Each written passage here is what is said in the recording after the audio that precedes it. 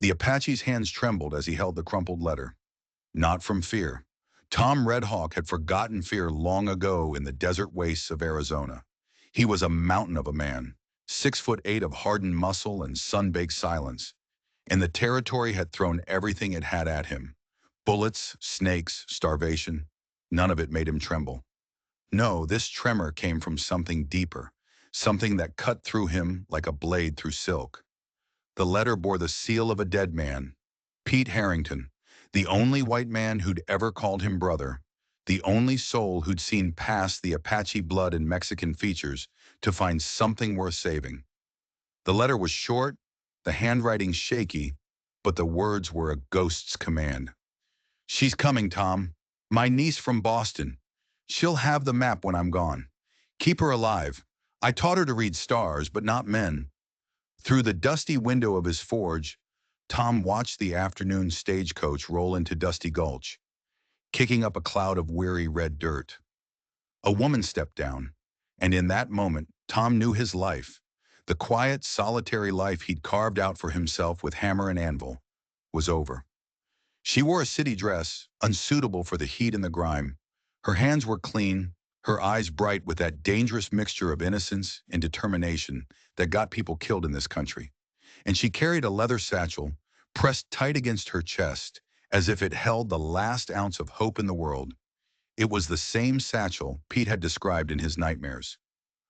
What happens when a promise to a dead man collides with a living woman's dreams? The answer was about to walk right into the Broken Wheel Saloon. Her name was Leah Harrington, and she walked into that saloon like salvation in a dusty dress. Every weathered face turned toward her. Miners with calloused hands, drifters with empty eyes, men who'd long forgotten what hope looked like. She moved with the careful grace of someone trying very hard not to show fear, her dark hair catching the amber light that filtered through the thick haze of smoke and broken dreams. Tom didn't look up, not at first. He stayed hunched over the horseshoe he was shaping at the small forge he kept in the corner, the only place the saloon owner would let him work. The metal glowed red hot, matching the color that crept up his neck when he heard her voice. It was clear and steady, cutting through the low grumble of the room. "I'm looking for Tom Redhawk." Silence fell like a dropped curtain.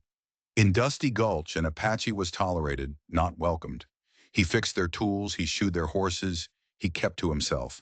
But Pete Harrington had been a respected man, a man who had paid Tom's debts more than once. And in the territory, debts were a currency all their own. "That's him," someone finally muttered, pointing with a half-empty glass. "The big Indian at the forge." Tom set his hammer down with a heavy thud. He turned slowly, deliberately. She was smaller than he'd imagined, more delicate, but her eyes held steel. Boston steel, tempered by something harder than the desert sun. When their gazes met, something shifted in the saloon's stale air. It was a jolt, a current of recognition that neither of them expected. "You're the niece." His voice came out rougher than intended, raspy from the forge smoke and disuse. "Old Pete told me you'd come." She stepped closer, undaunted by his size or the sudden attention of the room. She moved into his space close enough that he could smell lavender soap and something else beneath it. Determination, with a sharp edge of desperation.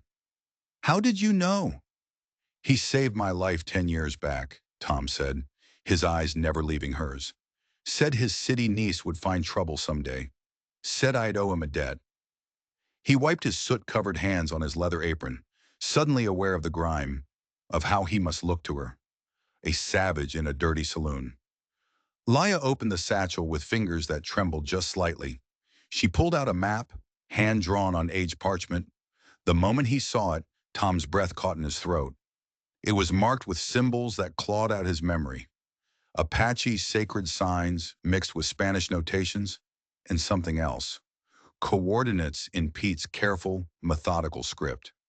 It was a language of 3 different worlds, all colliding on one piece of paper. "Uncle Pete wrote that you're the only one who knows the real path," she said, holding the map between them like an offering, a bridge. "He left this for me, to find the sacred gold." Her voice wavered for a fraction of a second, revealing the fear she fought so hard to hide. "I need the money. To open a school for children back east. Children who have nothing. Tom took the map. His jaw tightened as his eyes traced the familiar lines, the ancient symbols. These weren't directions to gold. They were directions to something far more dangerous, far more valuable. They pointed to the sacred burial grounds of his grandmother's people, a place hidden away since the Great Removal 15 years past, a place no white person was ever meant to see. But then he saw it, a small marking, almost invisible, near the edge of the parchment.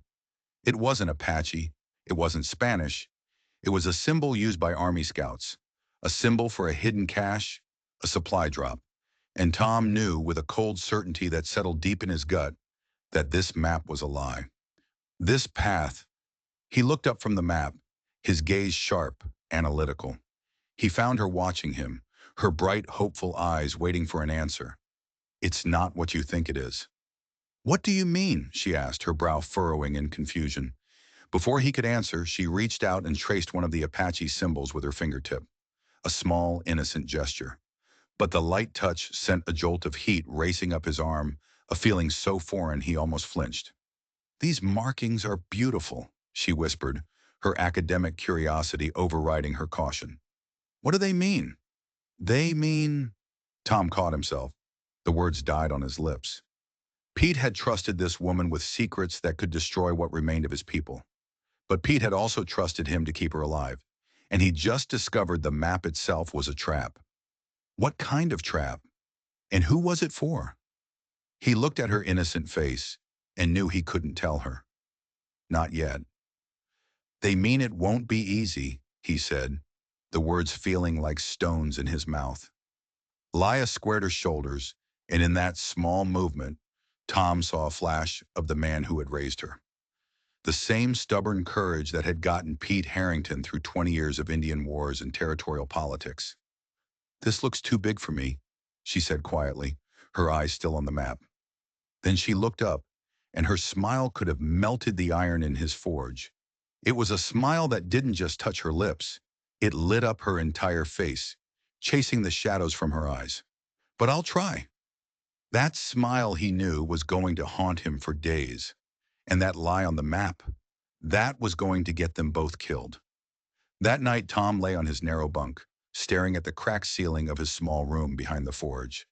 The smell of cold iron and coal dust was usually a comfort, but tonight it felt like a cage. He'd made a promise to a dead man, but promises in the territory had a way of turning complicated, especially when they involved sacred ground. A woman whose smile reminded him of water running over stones, and a map that was deliberately, dangerously wrong. Outside his window, Laya's lamp burned late into the night at the boarding house. He could picture her in there, head bent over the map, her brilliant Boston mind trying to decipher its secrets, probably cross-referencing it with every book she could find on desert survival. The thought almost made him smile. Almost. Because he knew what she couldn't. That Army Scout symbol, it marked a rendezvous point. But the real problem was that it was an old symbol, one that hadn't been used in a decade. It pointed to a place that no longer existed, a secret spring that had dried up years ago. Pete knew that. So why would he put it on the map? It wasn't a mistake. It was a message, a warning, or worse, it was bait. Come morning, he'd have to start unraveling this puzzle. He couldn't tell her the truth yet, that the map was a fraud, that her dream of gold was built on a lie. Telling her would either send her running back to Boston, alone and vulnerable, or make her so desperate she'd do something foolish. No, he had to play along. He had to lead her into the desert, following a path he knew was false, all while trying to figure out the real game Pete was playing from beyond the grave. He had to choose who to betray, the woman he'd promised to protect, or the dead man who'd saved his life. The Apache in him whispered that trust was a luxury he couldn't afford, that this woman with her soft hands and easy smile was a liability. But the part of him that Pete Harrington had shaped, the part that knew how to read and write and see beyond the color of a man's skin, whispered something else entirely. It whispered her name, Laya. In the morning, he would teach her to ride. He would show her how to read the desert's deadly language. And somewhere along that treacherous, phantom path, He would have to uncover the truth of Pete's death. What he didn't know was that someone else was already watching them. Someone who knew exactly what the map really meant. And they were waiting for Tom to lead them right to it. Dawn in the territory came like a promise, half kept, all heat and hard edges. Tom found Leia behind the boarding house, arguing with a mare that clearly wanted nothing to do with Eastern politeness. She'd traded her city dress for sturdy denim and boots that were still far too clean. The way the practical fabric hugged her curves made Tom's mouth go dry. He'd seen plenty of women, but none who moved with that particular blend of fierce determination and unconscious grace. She was fighting a losing battle with the saddle, her frustration a palpable thing in the cool morning air. "Horse knows you're scared," he said, his voice a low rumble. He approached slow and easy, the way he would a spooked animal. "It also knows you're thinking too much." Leia whirled around, the sudden motion sending her dark hair cascading over one shoulder. A single bead of sweat traced the delicate line of her throat, disappearing into the modest neckline of her shirt. "I can't stop thinking," she shot back, her cheeks flushed. "It's what I do." "Then think about staying on, not falling off," he said, a ghost of a smile touching his lips. He took the reins from her, his large, calloused hands gentle on the leather. He spoke to the horse in quiet Apache, his voice a soothing murmur. The mare's ears swiveled, and she calmed instantly, nudging his chest with her nose. For the next hour, Tom discovered that teaching Leia Harrington to ride was like trying to gentle a wild thing. Equal parts frustrating and utterly mesmerizing. She approached every instruction with the same scholarly intensity she'd probably use to master Latin or advanced mathematics, analyzing the physics of balance in the geometry of posting.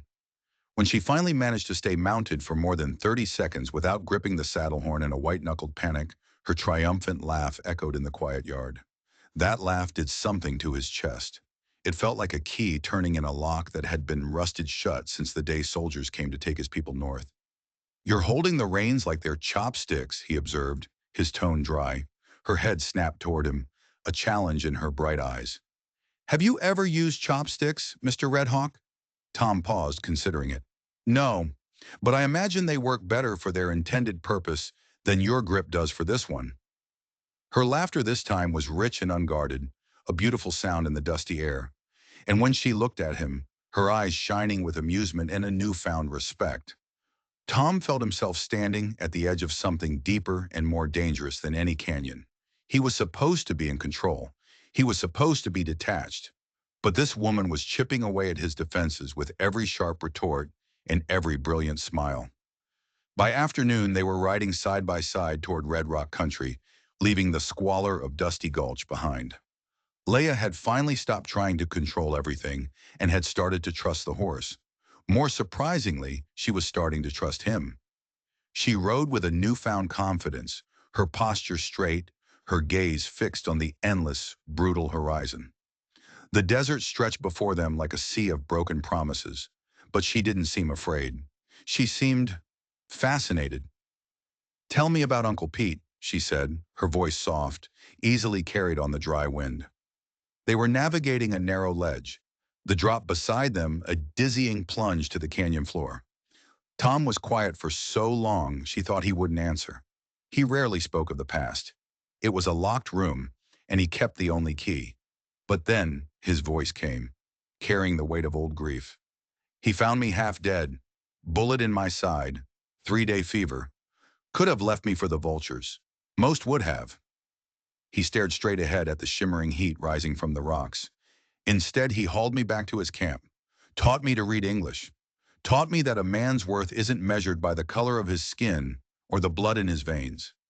She absorbed this, her expression thoughtful. "What did you teach him?" A rare, fleeting smile touched Tom's lips. "How to survive out here, how to see this land as something beautiful, something to be respected, instead of something to be conquered." He was a quick study for a white man. The first real test came at a place called Devil's Throat, where a recent flash flood had turned a gentle, sun-baked creek bed into a churning, muddy torrent. The water was brown and angry, carrying rocks and debris with it. Tom reined in his horse, his eyes scanning the water, calculating currents and risks with a lifetime of practice skill. Beside him, Leia was doing the same thing, but with the methodical approach of an academic solving a problem, her lips moving silently as she estimated the depth and velocity. "It's too wide to go around and too deep to ford here," she said, her voice laced with the clinical certainty of a textbook. "But if we cross at that bend, the current appears weaker. The Venturi effect would be minimized by the wider channel." Tom dismounted without a word. He waded into the current, the cold water swirling around his knees, then his thighs. It was strong but manageable. He turned back to her, holding out a hand. "Trust me," he said. The two words were an order, a plea, and a promise. What happened next would replay in Tom's memory for years to come. Leia didn't hesitate. She didn't argue or offer a different calculation. She simply slipped from her saddle and took his outstretched hand. Her fingers were small and warm against his calloused palm, a strange and intimate connection in the middle of the raging water. Halfway across, the current surged, catching her off balance. She stumbled, and in a heartbeat, Tom's arm was around her waist, pulling her tight against him as they fought for their footing. For a breathless moment, she was pressed against his chest, her face tilted up to his, water streaming from her dark hair like liquid amber. The roar of the water faded away. The world narrowed to the feeling of her body against his, the surprise in her wide eyes, the scent of rain and wet earth. Time stopped. Then the moment broke. They were on the other side, stumbling onto the muddy bank, soaked and shivering. And then they were both laughing. A raw, breathless, shared laughter that echoed off the canyon walls. They were standing waist-deep in muddy water, covered in grit, and grinning like fools. And Tom realized, with a sudden, gut-wrenching clarity, that somewhere between sunrise and this moment, everything had changed. The false map, the promise to Pete, the danger that lay ahead, it all seemed secondary to the undeniable truth of the woman laughing beside him. "I must look like a drowned rat," Leia gasped, pushing a wet strand of hair from her face. "Drowned rats don't laugh that much," Tom replied, his voice softer than he intended. And the way she looked at him then, with gratitude and something more, something deeper, made his heart forget its careful, steady rhythm. He had brought her into the desert to uncover a lie, but he was starting to fear he was finding a truth he wasn't ready for. That night, the stars were a brilliant cold canopy overhead, so close it felt like you could reach up and snatch one. They sat by a small, crackling fire, the only light and warmth in a vast, sleeping wilderness. The easy camaraderie of the day had faded, replaced by a charged silence. Leia had been quiet for an hour, staring into the flames, her face a mask of shadows and secrets. Finally, she asked the question that had been haunting the space between them. "Tom, what aren't you telling me about this map?" He didn't look at her. He poked at the fire with a stick, sending a shower of sparks spiraling up into the immense darkness. "What makes you think I'm hiding something?" "Because you look at those symbols the way I look at a difficult mathematical proof," she said, her voice soft but insistent.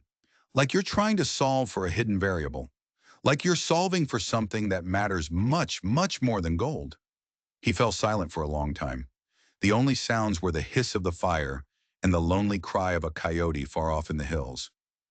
He looked at her then, really looked at her across the flickering firelight. She was beautiful in a way that made his chest ache, a sharp, unfamiliar pain. It wasn't the fragile beauty of a city woman.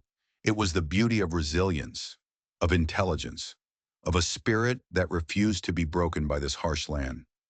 He owed her the truth, at least part of it. "The map doesn't lead to gold," he said finally, his voice low. The words felt heavy, like stones he'd been carrying all day. Her eyes widened, but she didn't look shocked. She looked validated, like she'd known all along. "Then what? What's out there?" "Something more valuable," he admitted, "and more dangerous." He met her gaze across the fire, holding it. "Sacred ground, Apache burial sites.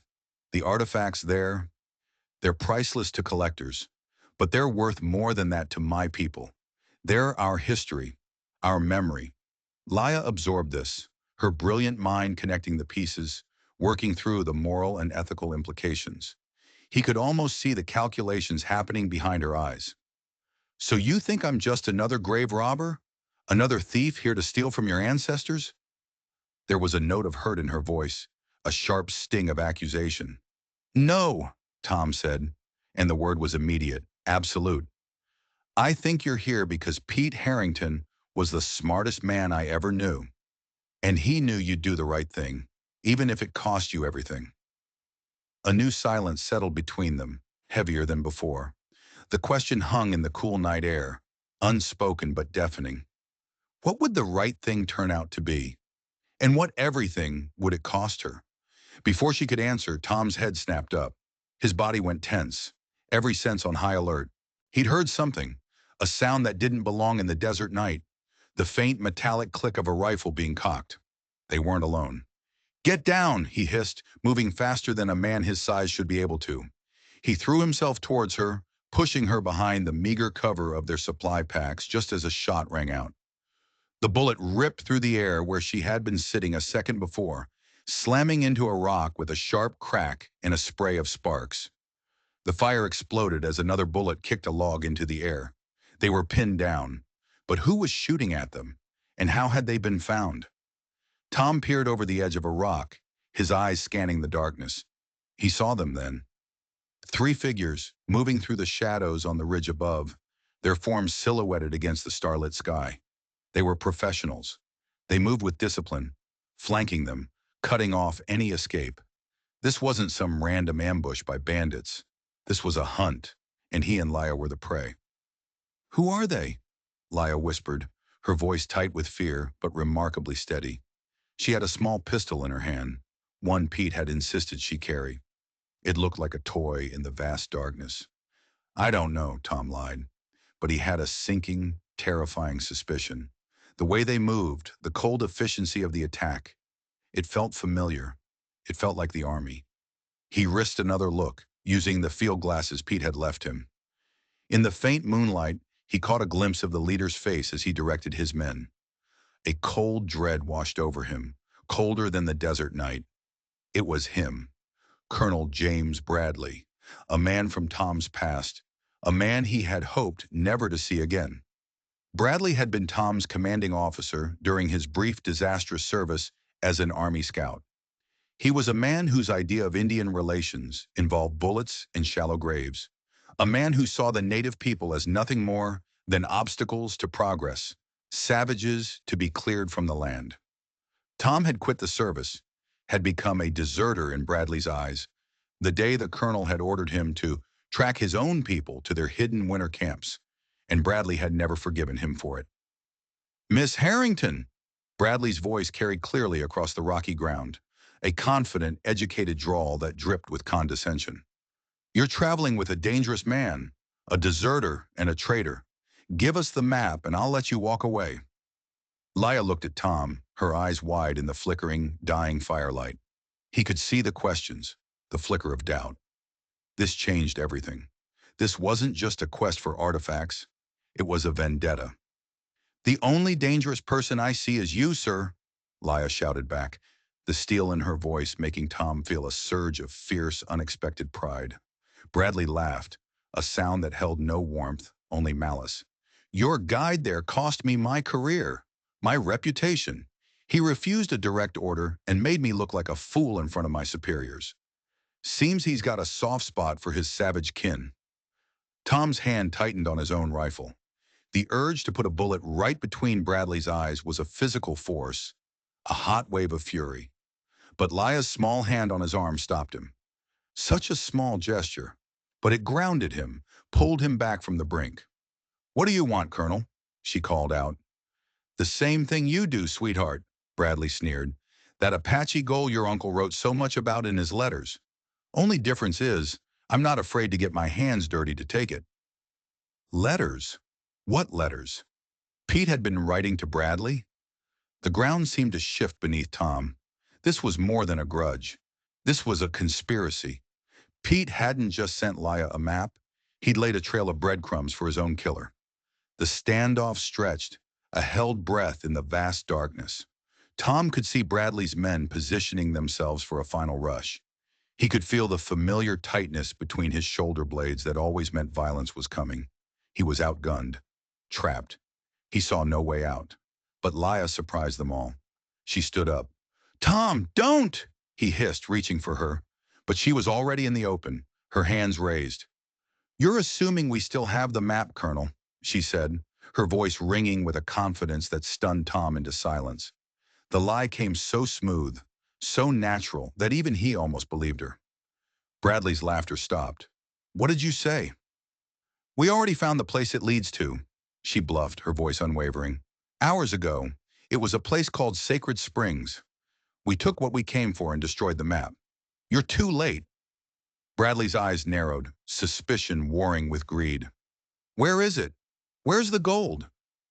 "Hidden," Laya said, taking a bold step forward. "But I'll make you a deal. You let my guide go. Let him right out of here, unharmed. In return, I'll take you to where we stashed it." Cree. She held up a small, worthless-looking stone artifact from her pack, something Pete had given her that she'd kept for sentimental value. "But you'll never find it without this. It's the key. It opens the final seal." It was a brilliant deception, a desperate, insane, beautiful gamble, and it bought them the one thing they needed more than anything else: time.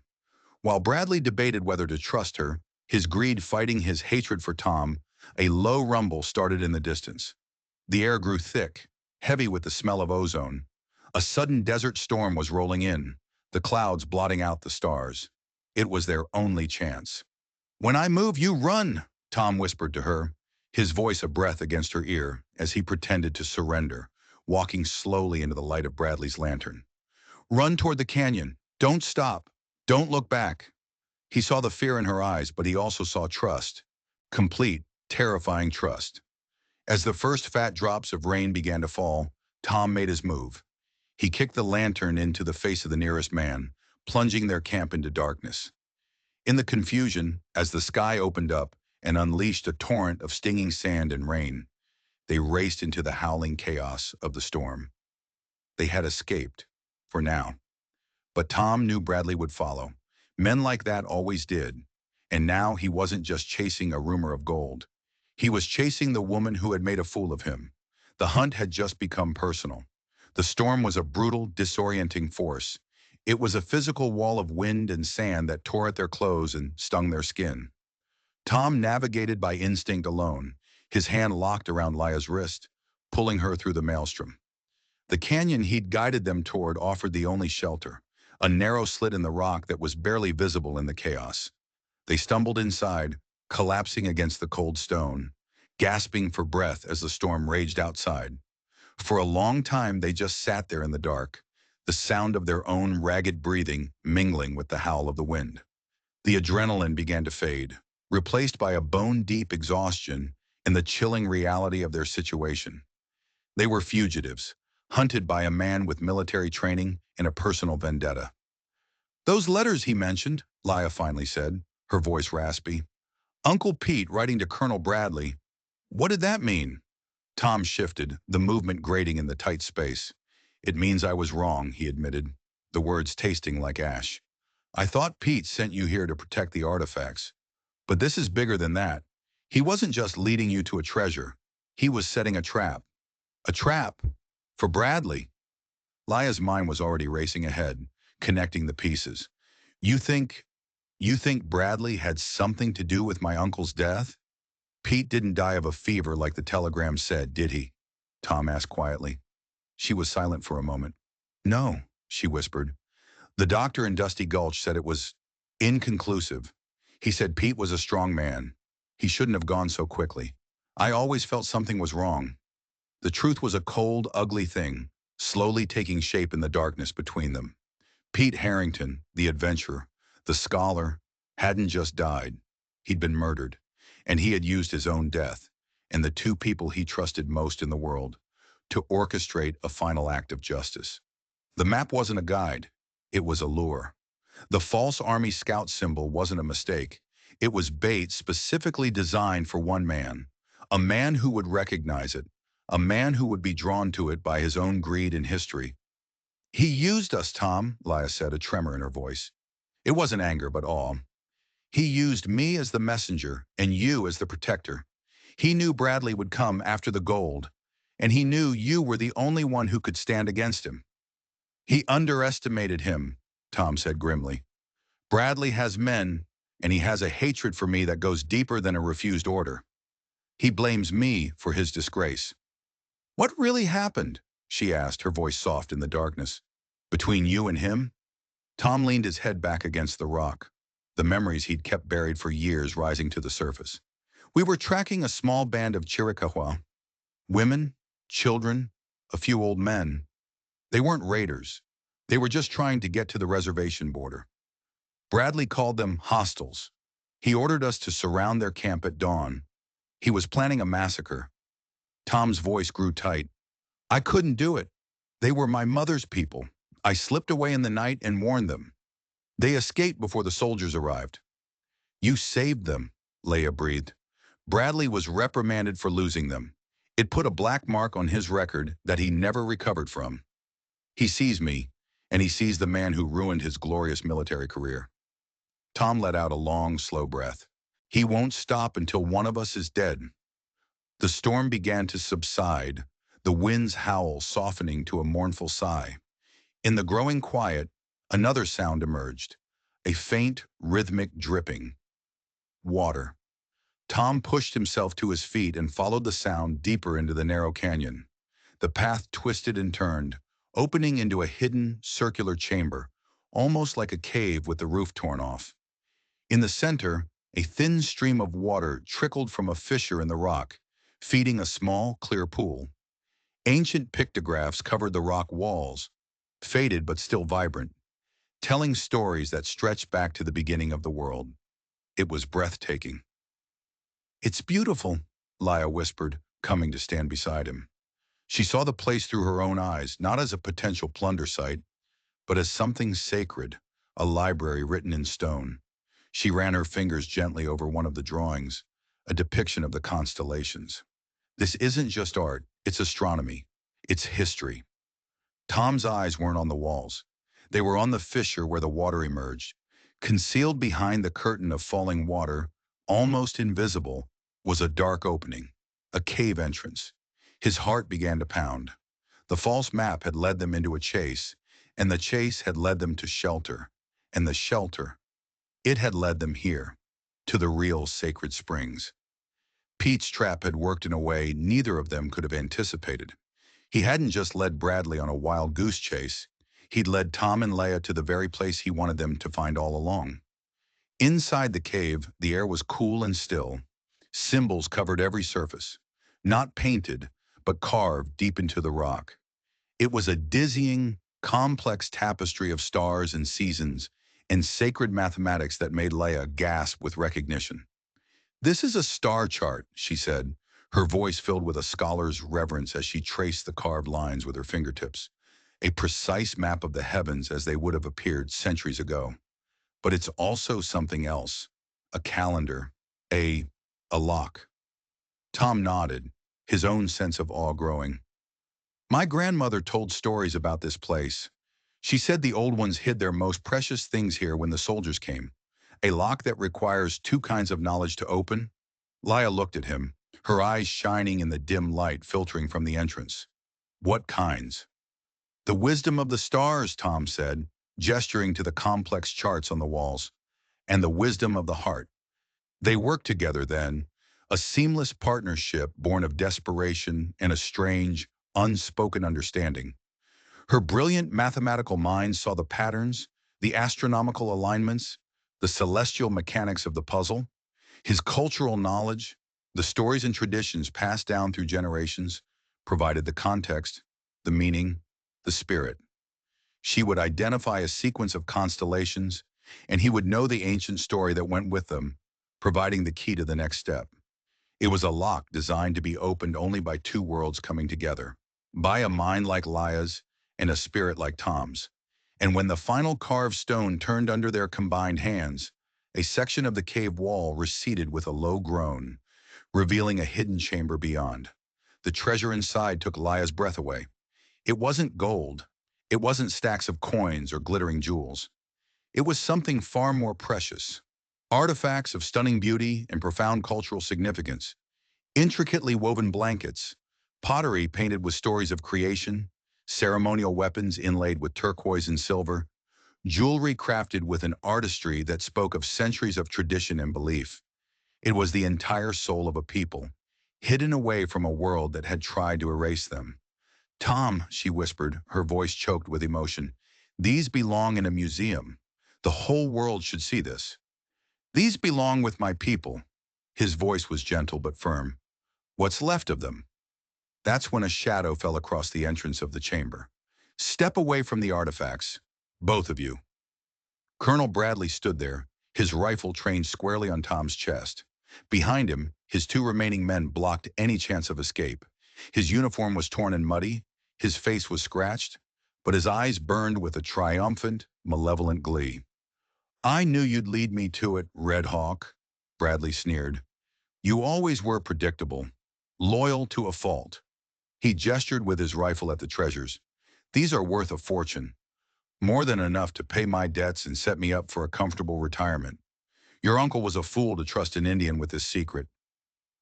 Laya moved then. It wasn't a calculated decision. It was an instinct. She stepped directly between the rifle and Tom.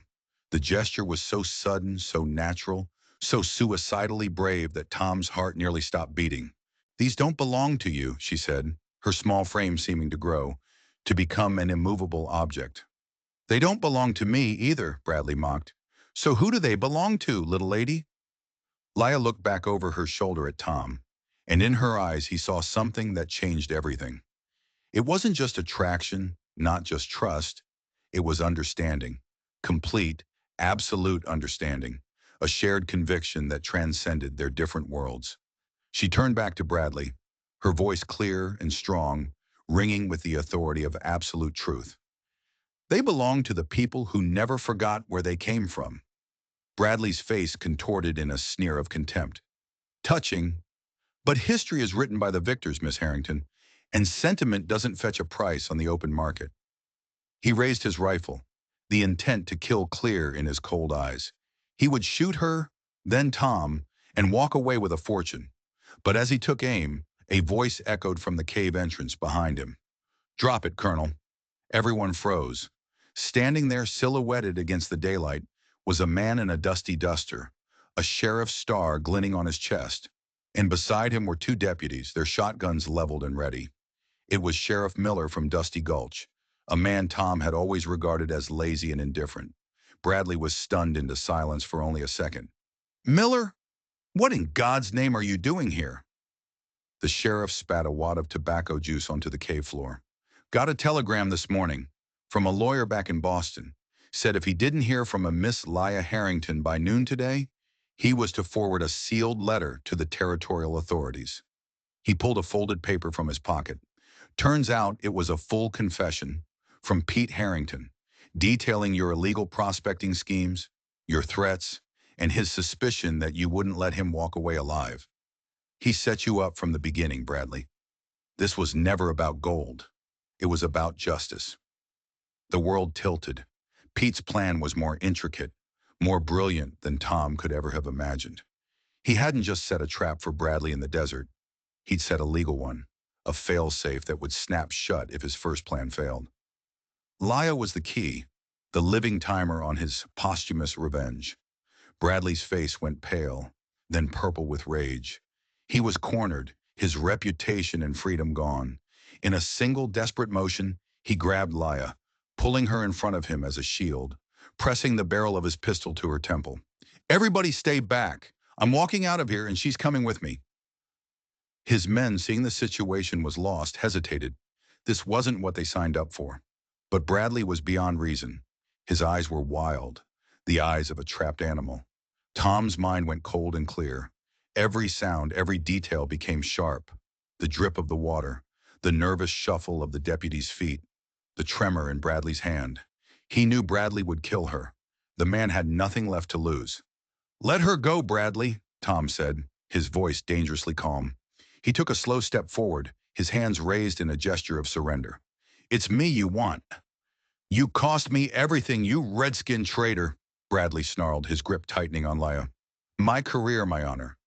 You never had any honor. Tom replied, his eyes locked on Bradley's. He took another step. He needed to get closer. He needed one chance. That's when Laya did something Tom would never forget. With the pistol pressed to her head, she stomped down, hard on Bradley's instep with the heel of her boot. It was a small act of defiance, but it was enough. Bradley grunted in pain, his grip loosening for a fraction of a second. It was the only opening Tom needed. He moved with a speed that seemed impossible for his size. He didn't go for the gun. He went for the wall beside him. He slammed his shoulder into a large, precariously balanced rock formation near the entrance.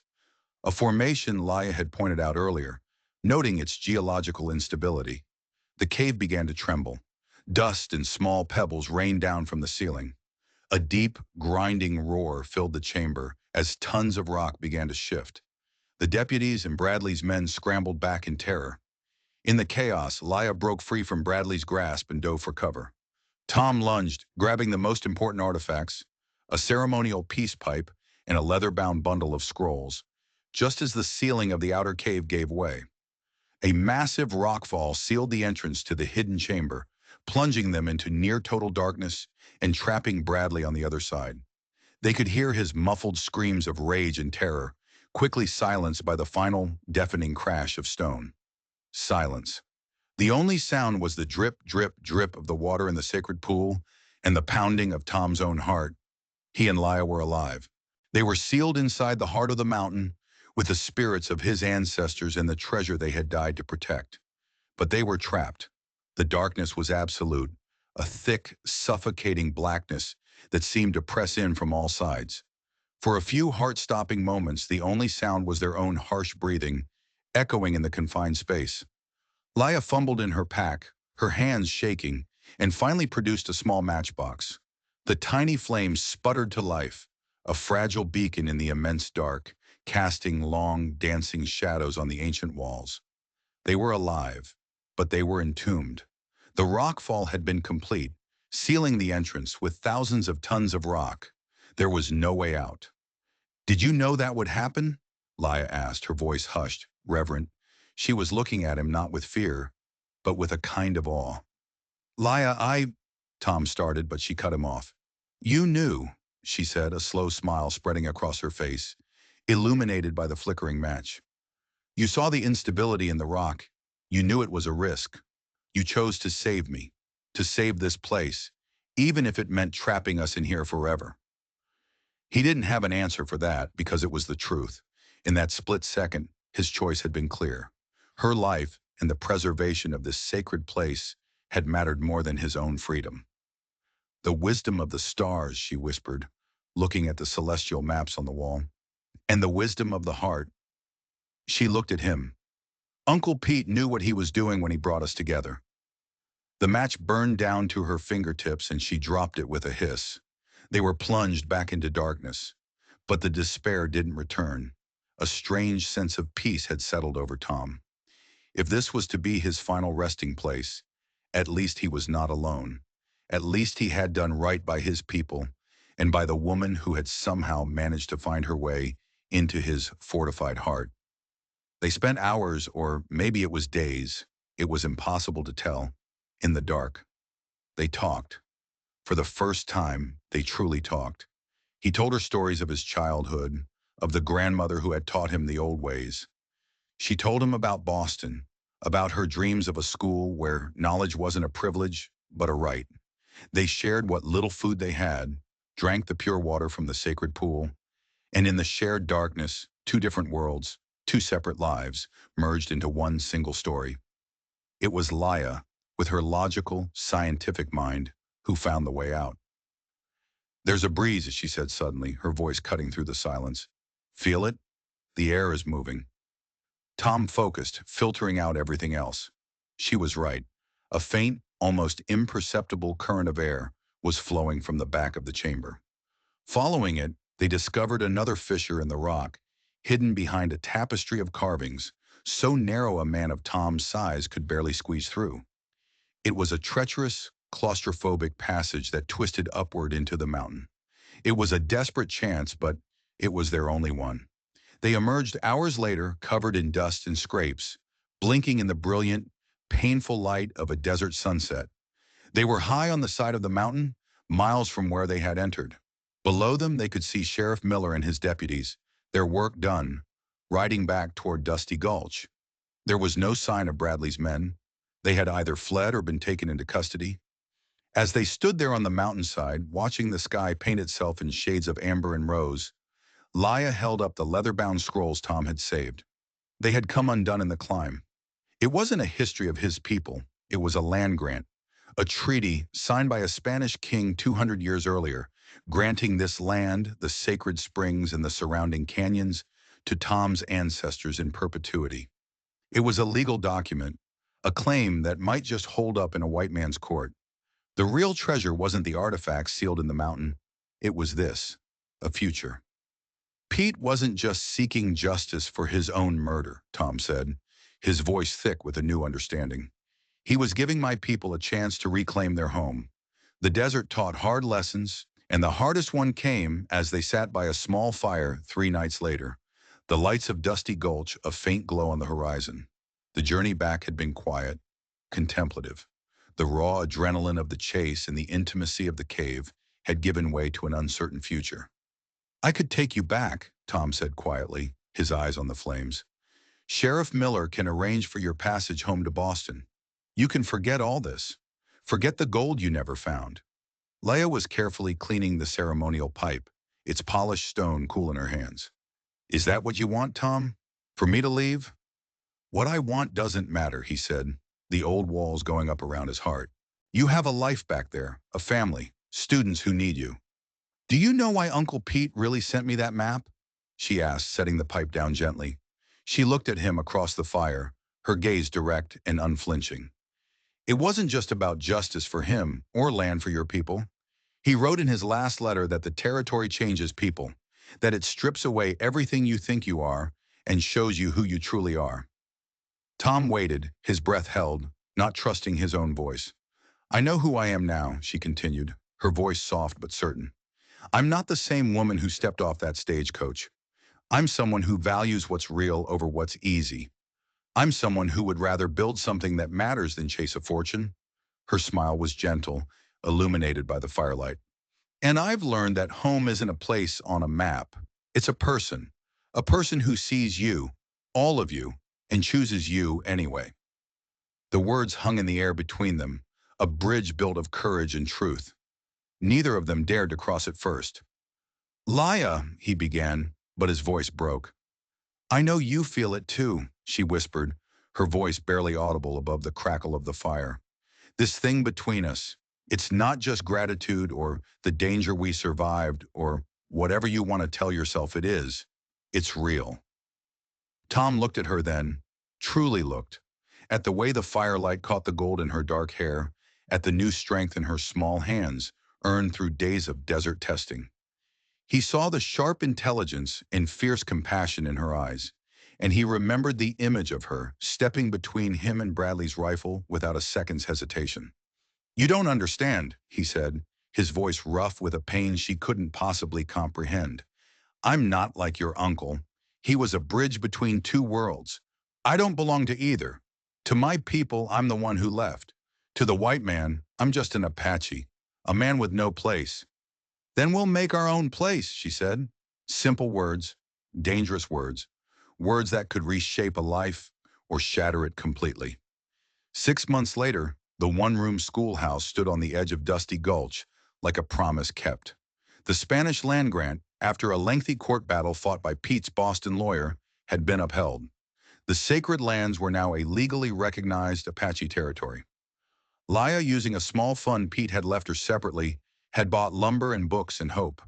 Tom had used his knowledge and his strength to build the structure, a place that would outlast them both. It stood on the border, a bridge between the town and the new Apache land. "Miss Laya," a young girl named Maria Santos asked, raising her hand during the morning lesson. The class was a mix of Apache, Mexican, and white children from the town. "How did you become so brave?" Laya looked out the open window. Tom was outside with a group of the older children, his massive frame bent down to their level, his voice patient and sure as he pointed out the signs a deer had left in the dust during the night. He was teaching them the wisdom of the earth.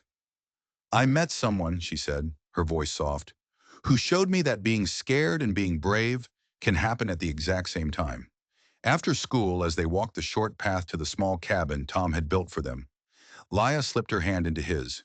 It was a simple gesture, but it carried the weight of 1,000 choices, all the choices they had made and would continue to make every single day. Do you ever regret it? She asked. Giving it all up? The artifacts are sealed away forever. Tom considered this. The sacred objects were safe, their power and meaning preserved, not put on display for strangers.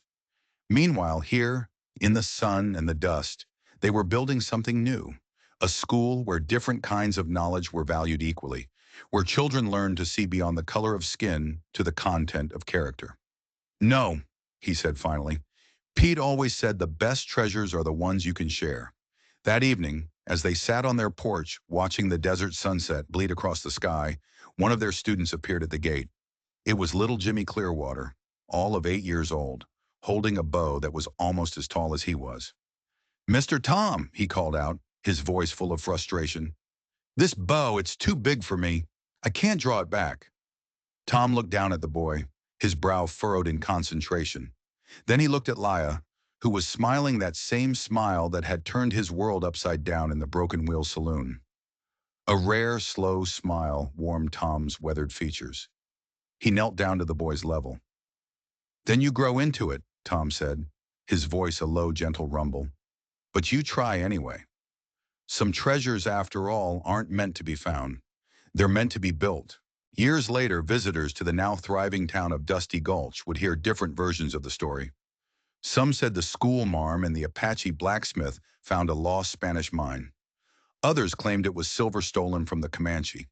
A few of the old-timers would whisper about sacred treasure, an angry colonel, and a mysterious cave-in. But the children who grew up in that little schoolhouse, the ones who learned to read English and Spanish, to track game and solve equations, they knew the truth. They knew the real treasure wasn't buried in a cave. It was in the way Tom Red Hawk's eyes softened whenever Laya Harrington laughed. It was in the way she never walked ahead of him or behind him, but always, always beside him. It was in the community they had built together, something that neither of them could ever have created alone. The territory had a way of testing people, of stripping them down to their essential selves. Some it broke, others it hardened into something bitter and small. But for those rare few, those willing to trust, to choose love over safety, to see treasure in the most unexpected places, the desert offered its greatest gift. It offered them the chance to become who they were always meant to be. Tom Red Hawk had thought his story ended the day the soldiers marched his people away. Laya Harrington had thought hers began the day she stepped onto that dusty street. They were both wrong. Their story began the moment they chose to trust each other with their dreams. And it continued long after the schoolhouse expanded and the first generation of their students became teachers themselves. Because some treasures don't tarnish, some promises don't break, and some love stories are just too big to fit in one lifetime. But you try anyway. If this story moved you, if it reminded you of the treasures hiding in your own desert, don't forget to like and subscribe. And tell me in the comments below, where are you watching from today? And what unexpected treasures have you discovered when you were brave enough to try something that felt just a little too big for you? Thanks for listening.